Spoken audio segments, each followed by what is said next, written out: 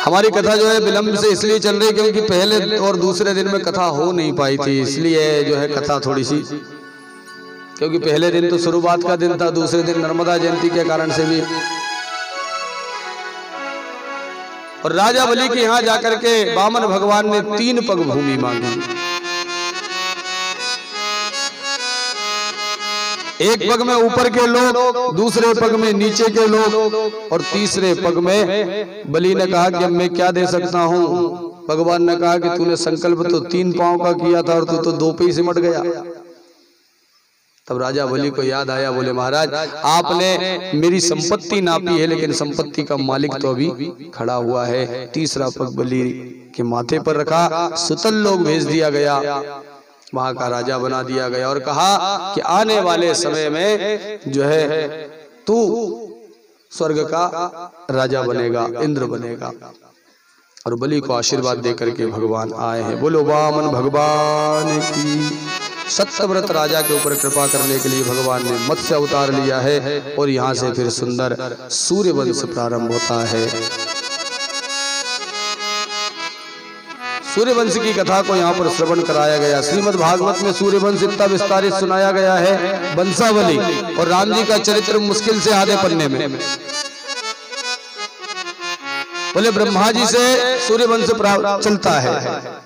ब्रह्मा जी के पुत्र हुए एक मरीचि नाम के, उनके पुत्र हुए कश्यप, और कश्यप के पुत्र का नाम हुआ है सूर्य विवस्वान, और वहां से ये वंश चला है सूर्यवंश। इसमें फिर धीरे धीरे करके बड़े महान प्रतापी राजा होते गए और इसी वंश में आगे चल करके बंधुओं एक राजा हुए थे जिनका नाम है दशरथ। बोलिए दशरथ जी महाराज की। अच्छा, पैदल चलने में और मोटरसाइकिल से चलने में फर्क है कि नहीं? अब अपन अभी बाइक से चल रहे हैं क्योंकि उधर वाले इशारे कर देते हैं जल्दी कर लो। और दशरथ जी महाराज के यहाँ भगवान राम जो है 4 अवतार लेकर के आए हैं। बोलिए रामचंद्र भगवान की। तो राम जी को अभी तो यही प्रणाम करते हैं, कल समय रहेगा तो फिर राम कथा का विस्तार करेंगे अपन, और आगे चल करके फिर चंद्रवंश सुनाया गया। ये जो चंद्रवंश है, चंद्रवंश में भगवान क्यों आए उसका सीधा सा कारण है कि जिस समय राम जी सूर्यवंश में आए थे तो बोले सब लोग देख रहे थे लेकिन चंद्रमा नहीं देख पा रहा था।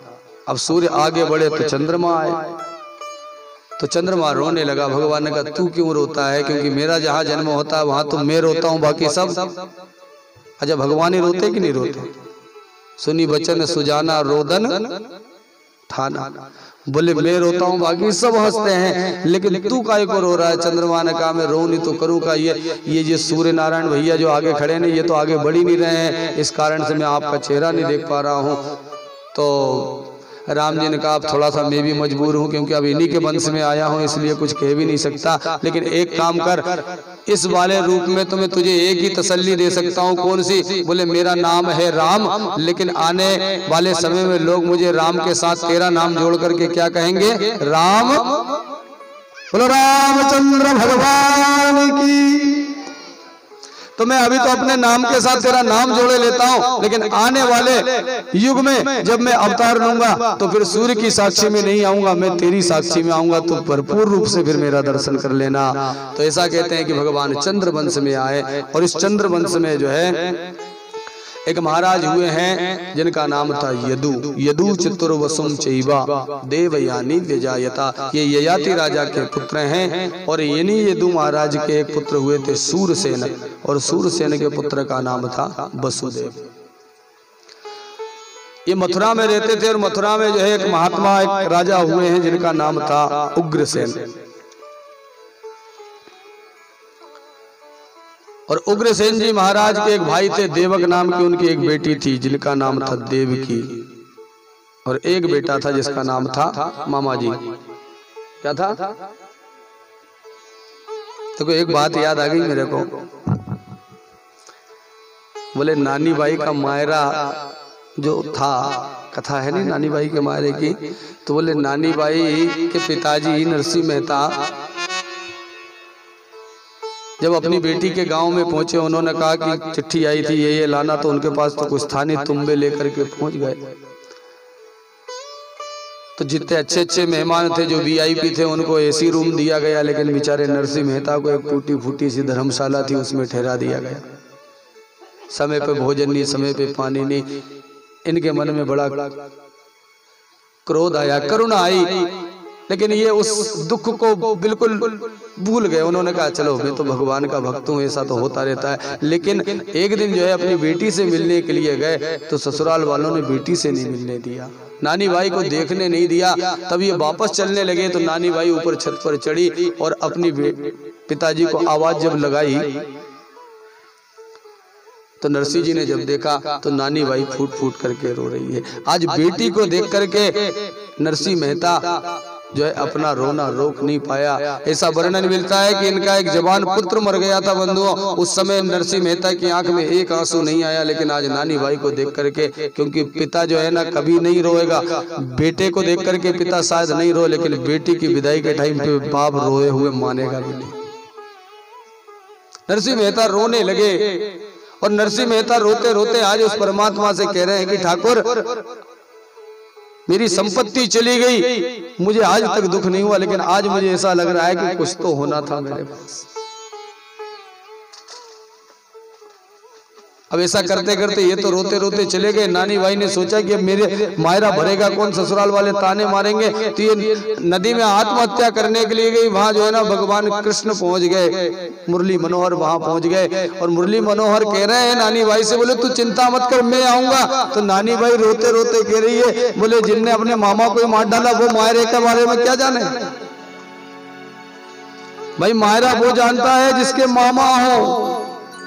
अब तुमने तो मामा को हाथ से ही निपटा दिया था, तो तुम क्या जानो मायरा क्या होता है। भगवान ने कहा नहीं जानो तो तू बता दे, मैं आऊंगा लेकर के, कैसे कैसे लाना है, क्या क्या करना है।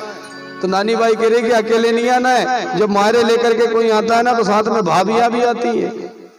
तो कन्हैया कहने लगे, बोले कितनी चाहिए, अपने पास तो बहुत है।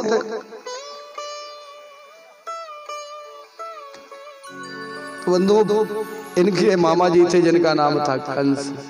कंस ने देवकी जी का विवाह वसुदेव जी के साथ कराया। छोड़ने जा रहा था तभी आकाशवाणी होती है कि मूर्ख कंस, जिस बहन को तू इतने भाव से छोड़ने के लिए जा रहा है इसी का 8वां गर्भ तेरा काल होगा। बंधु मूर्ख व्यक्ति उसी को कहा गया है जो तत्काल किसी चीज को सुनकर के अपनी, अगर मान लो अपने लिए कोई अनहोनी की बात सुने ना तो तुरंत जो रंग बदल ले वो कंस होता है। और कंस अभी तक तो भाव से छोड़ने जा रहा था, जैसी अपनी मौत के बारे में सुना तुरंत कूद गया, देवकी जी को खींच लिया, रथ से नीचे पटक दिया, तलवार लेकर के मारने को दौड़ा। बोले जब यही नहीं रहेगी तो बेटा कहां से आएगा। तब वसुदेव जी ने समझाया तो दोनों को कारागार में डाल दिया गया। इधर देवताओं में हलचल मचने लगी, धरती जो है कांपने लगी, कंस का अत्याचार बढ़ने लगा। तब गाय का रूप बना करके गई तो भगवान ने आश्वासन दिया कि चिंता मत करो, मैं स्वयं अवतार लेकर के आऊंगा। इधर सुखदेव जी कहते हैं कि परीक्षित धीरे धीरे करके जो है देवकी मैया के 6 पुत्रों को कंस ने मार दिया।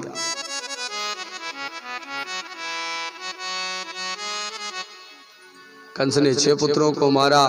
तब भगवान ने 7वें नंबर पर अपने परम प्रिय भक्त शेष जी को भेजा गया और शेष जी देवकी मैया के गर्भ में 4 महीने तक रहे और इसके बाद में भगवत माया ने उनका संकर्षण करके और वसुदेव जी की दूसरी पत्नी जो गोकुल में रहती थी रोहिणी उनके गर्भ में स्थापित कर दिया। कंस को पता चला, बोले देवकी का 7वां गर्भ तो नष्ट हो गया है। और बंधुओं 8वें नंबर पर फिर स्वयं मेरे प्रभु परमात्मा कन्हैया देवकी जी के गर्भ में एक दिन आकर के और विराजते हैं। अब धीरे धीरे करके समय बीत रहा है, 1 महीना, 2 महीना, 3 महीना, हर महीने देवता लोग आते हैं और आकर के भगवान की स्तुति करते हैं कि श्री कृष्ण गोविंद हरे मुरारी, हे नाथ नारायण वासुदेवा। कृष्ण गोविंद हरे मुरारी, हे नाथ नारायण वासुदेवा। कृष्ण गोविंद हरे मुरारी, हे नाथ नारायण वासुदेवा।